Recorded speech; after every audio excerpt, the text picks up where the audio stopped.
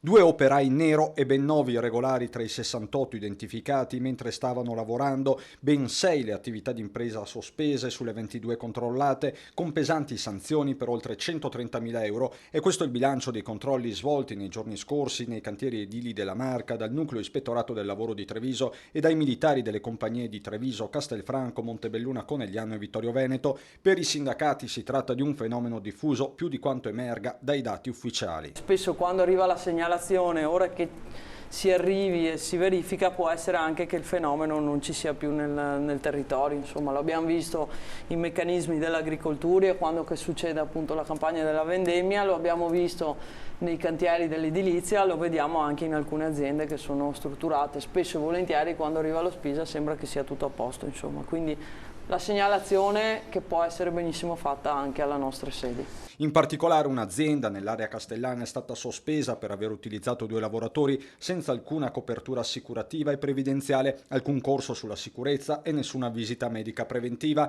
5 altre ditte sono state sospese ad Altivole, Pederobba, Loria, Valdobbiadene, Oderzo, mancando nei ponteggi allestiti quasi completamente o in diversi punti le protezioni contro le cadute verso il vuoto. Le sospensioni disposte rimarranno in atto fino al ripristino delle regolari condizioni di sicurezza dei cantieri. Le sanzioni hanno riguardato anche quei lavoratori che a vario titolo stavano operando senza i dispositivi di protezione come caschi e imbragature. Per la CGIL occorre segnalare tutte le anomalie. Ecco, oggi le denunce devono essere fatte in primis appunto alla struttura dello Spisa, che sono gli ispettori che poi vanno a controllare e che poi di conseguenza intervengono in quelle situazioni che non sono corrette.